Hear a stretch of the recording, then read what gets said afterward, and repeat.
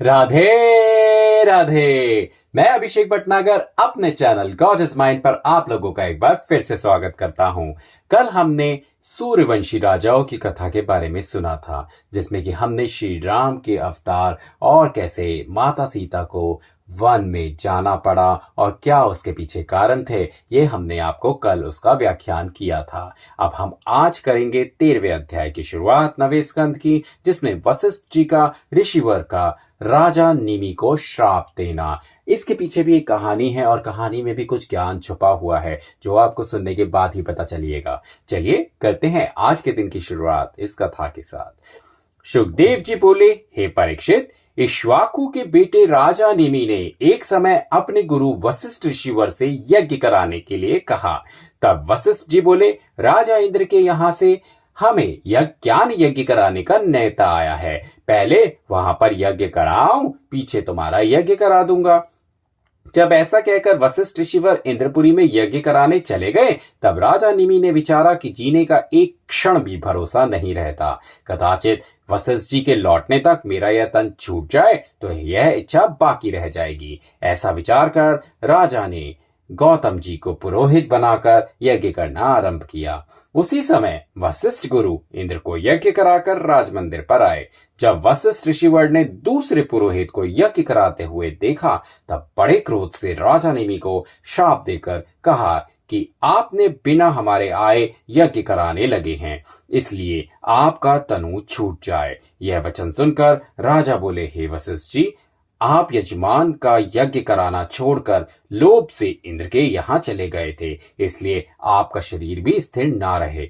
वशिष्ठ ऋषिवर और राजा निमि दोनों ने आपस के श्राप से अपना अपना तनु छोड़ दिया। कुछ काल बीतने पर मित्रा वरुण देवता का वीर्य उर्वशी अप्सरा को रूप देखकर गिर पड़ा। सो वह वीर्य घड़े में रहने से वशिष्ठ व अगस्त्य मुनि उत्पन्न हुए।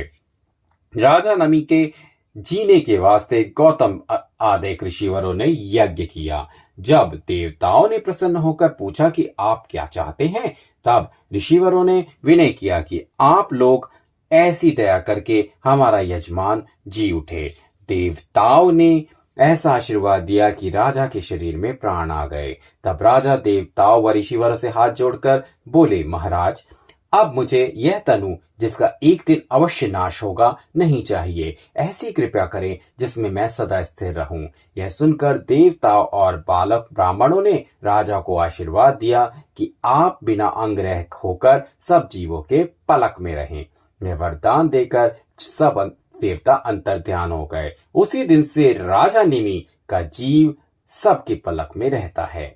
फिर उन सब ऋषिवरों ने राजा का शरीर दही के समान मतकर उसमें से एक अति सुंदर व तेजस्वी बालक उत्पन्न किया, जिसने मिथिलापुरी बसाई। उसके वंश में देवरात आदि बहुत से राजा हुए। कई पीढ़ी के उपरांत जनक नाम का बड़ा प्रतापी राजा हुए, जिनकी यज्ञशाला जोतते समय हल लगने से माता सीता कन्या के रूप में उन्हें मिली, जिनका ब्याह श्री रामचंद्र जी से हुआ। शीरध्वज और धर्मध्वज आदि बहुत से जी प्रतापी राजा इस वंश में हुए।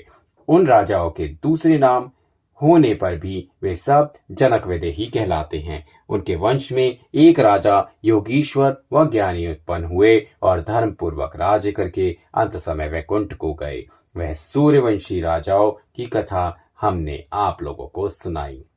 देखिए कितनी रोचक कथा है कि हमारे हर अंग में कोई ना कोई देवता जरूर वास करते हैं। आज जैसे हमको पता चला कि राजा निमि की जो आत्मा है या राजा निमि खुद हर किसी की पलकों के अंदर रहते हैं। तो यानी कि जब भी आप कुछ कर रहे हैं तो एक चीज याद रखिएगा कि राजा निमि हमेशा आपके साथ है।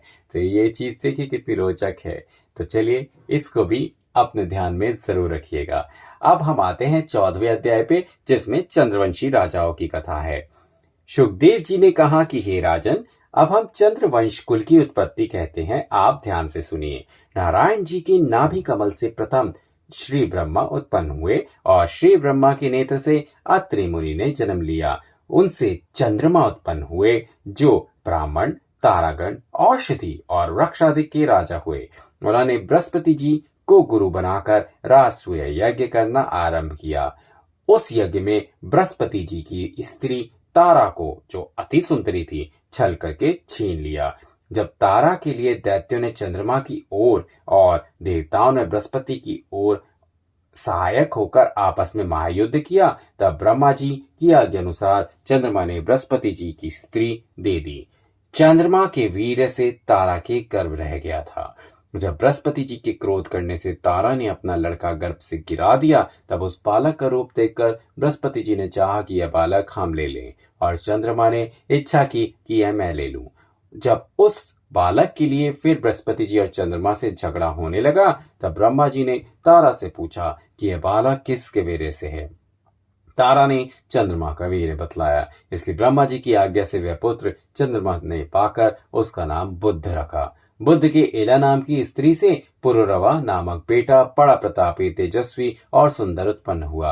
राजा पुरुरवा के यश, बल और धर्म की बड़ाई उर्वशी अप्सरा ने इंद्र की सभा में सुनी थी। जब एक दिन उर्वशी अप्सरा मित्रवरुण के तप करने के स्थान पर जा निकली और उसका रूप देखकर मित्रवरुण का वीर गिर पड़ा, तब मित्रवरुण ने श्राप दिया कि आपने हमारे स्थान पर आकर मेरे तप में भंग किया है, इसलिए आप मृत्युलोक में जाकर रहें। जब वह अप्सरा उस श्राप से भूलोक में आई, तब वह राजा पुरुरवा के पास रहना विचार कर उनके बाग में गई और एक जड़ाऊ हिंडोला वृक्ष में लटका कर झूलने लगी और 2 गंधर्वों को भेड़ा बनाकर अपने पास रखा था। जब राजा माली से उनका समाचार पाकर बाग में आए, तब उर्वशी अप्सरा का रूप देखकर उस पर मोहित हो गए। राजा ने हट करके उर्वशी को अपने पास रहने के लिए कहा। वह महासुंदरी बोली कि हे राजन, आप 3 बात की प्रतिज्ञा करें तो मैं आपके पास रहूं। राजा बोले, जो तुम कहो सो करूं। उर्वशी बोली कि एक तो मेरे दोनों भेड़े कभी दुख ना पाए, दूसरे नित्य नवीन घृत भोजन को देना, तीसरे कभी अपनी इंद्रिय नंगे होकर मत दिखलाना। जब इन 3 बातों में से कुछ विपरीत होगा, तब मैं यहाँ से चली जाऊंगी। राजा ने 3 बातें मानकर उनको अपने पास रखा और 8 पैर उनके पास रहकर भोग विलास करने लगे। 6 पुत्र राजा की उर्वशी से उत्पन्न हुए और उर्वशी अप्सरा मित्रवरुण के श्राप से मृत्युलोक में राजा के पास रहने लगी। जब देवताओं का मन उर्वशी अप्सरा का नाच देखने के लिए चाहा, तब राजा इंद्र ने गंधर्वों को आज्ञा दी कि किसी तरह उर्वशी को यहाँ लाना चाहिए। जब गंधर्वों ने राजा उर्वशी से कहा कि आपको इंद्र ने याद किया है, आपके बिना इंद्र की सभा में शोभा नहीं होती, यह वचन सुनकर उर्वशी बड़े हर्ष से चलने के लिए तैयार हुई।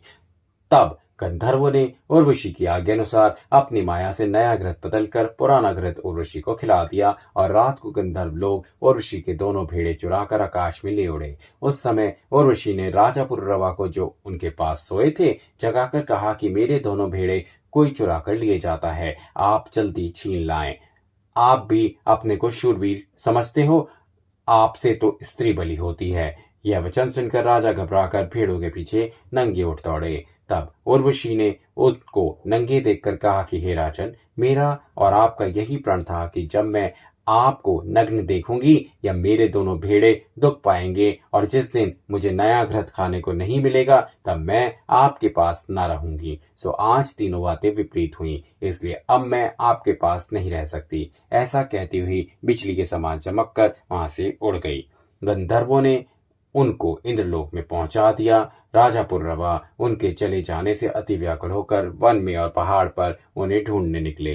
पैदल चलने व कांटे चुभने से ऐसा दुखी हुए कि उनको अपने तनु की सुधि नहीं रही। इस तरह राजा उनके विरह में व्याकुल होकर चारों ओर फिरते थे। सो एक दिन फिरते हुए कुरुक्षेत्र में जाकर सेमल वृक्ष के नीचे खड़े हुए। उसी जगह उर्वशी अप्सरा भी बहुत सखी अपने साथ लिए हुए सरस्वती कुंड में स्नान करती थी।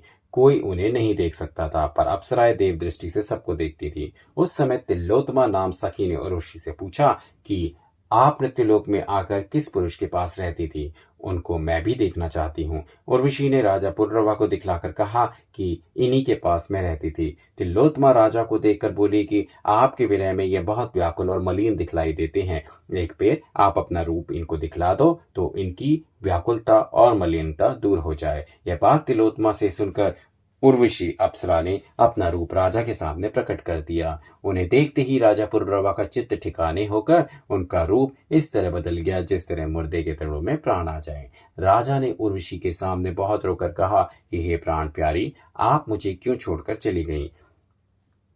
आपके विरह में मेरी यह दशा हो गई, खाना पीना राजपाट सब छूट गया। यह वचन सुनकर उर्वशी बोली कि हे राजन, आप पुरुष होकर अपनी इंद्रियों के ऐसे वश में हो गए कि मेरी विनती करते हो आप अपनी इंद्रियों को वश में करो। जो मनुष्य अपनी इंद्रियों को अधीन नहीं रखता वह माया रूपी स्त्री के मोह में फंसकर नष्ट हो जाता है। वही दशा आपकी भी हुई।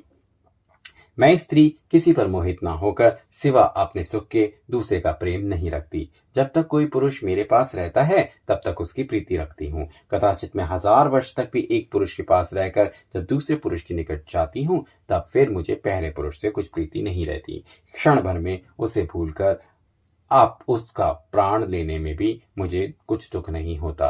मैं ज्ञान उपदेश किसी का कुछ ना मानकर अपने मनमाना काम करती हूँ। इसी तरह सब स्त्रियों का स्वभाव समझना चाहिए। राजा उर्वशी पर ऐसे मोहित थे कि इतना समझाने पर भी उन्हें कुछ ज्ञान प्राप्त नहीं हुआ। जब राजा ने उर्वशी से भोग करने की इच्छा की तब वह दया करके बोले कि हे राजन, जब वर्ष दिन उपरांत दूसरे वर्ष का पहला दिन लगेगा तब मैं आपके पास आकर एक रात रहूंगी। ऐसा कहकर उर्वशी वहां से लोप हो गई। जब उर्वशी के मिलने और 1 वर्ष की अवधि करने से राजा का चित्त सावधान हो गया तब वह राज मंदिर पर आए और अवधि का दिन गिनने लगे। जब वह अप्सरा अपने वचन के प्रमाण आई और एक रात राजा के पास रहकर प्रातः समय निर्लोक को चली तब पुररवा उनका पैर पकड़कर रोने लगे। उस समय उर्वशी बोली कि हे राजन, मैं यहाँ नहीं रह सकती। यदि आप मेरी चाह अंतःकरण से करते हो तो मैं एक मंत्र आपको बतलाती हूँ। आप वह मंत्र जप कर गंधर्वों की तपस्या करें। जब वे प्रसन्न होकर आपको यज्ञ करने की आज्ञा दे तब आप उस यज्ञ करने से गंधर्व लोक में आकर मुझे फिर पाएंगे। तब मैं आपके साथ आनंद पूर्वक रहूंगी। यह कहकर उर्वशी वेद की 2 ऋचाएं राजा को बतलाकर इंद्रपुरी को चली गईं। राजा वही मंत्र जप कर गंधर्वों का तप करने लगे। जब गंधर्वों ने प्रसन्न होकर राजा को दर्शन दिया और अग्नि के समान एक बटलोही उन्हें देकर यज्ञ करने का उपाय बतलाकर वहां से अंतर्ध्यान हो गए तब राजा ने उनकी आज्ञा अनुसार वह बटलोही वन में ले जाकर गाड़ दी। जब उस बटलोही में से एक वृक्ष पीपल और शमी का निकलकर उगा और राजा ने वे दोनों लकड़ी रगड़कर उसमें से आग निकालकर यज्ञ किया तब राजा को इतना बल हुआ कि वे गंधर्व लोक में जाकर बस गए। गंधर्वों के देने से फिर उर्वशी को पाकर उनके साथ आनंद पूर्वक रहने लगे। तो यहाँ समाप्त होती है हमारी आज की कथा। आशा करता हूं कि आज की कथा आपको अच्छी लगी होगी। देखिए कैसा होता है ना कि एक मनुष्य किस तरीके से स्त्री के मोह में कैसा बंध जाता है। तो कहने की बात केवल इतनी है कि मोह सारे ही अच्छे होते हैं परंतु अति किसी की भी अच्छी नहीं होती। किस तरह राजा उर्वशी अप्सरा के मोह में इतने ज्यादा आसक्त हो गए थे कि जब उर्वशी अप्सरा चली गई तो उन्होंने अपना राजपाट का भी कुछ ध्यान नहीं किया और उनको ढूंढने के लिए वन में और जंगलों में घूमते फिरे। तो कहते वही हैं कि जब तक आप किसी चीज की इच्छा करें तो बहुत अच्छी बात है परंतु उसको इतना ज्यादा ना कर दें कि वो आपकी जरूरत बन जाए। तो ध्यान रखें कि अति किसी की नहीं होनी चाहिए। बस यही ज्ञान आज की कथा से मैं आपको बताना चाहता हूं। तो करते हैं आज के दिन की शुरुआत एक बार फिर राधे राधे के नाम के साथ। राधे राधे।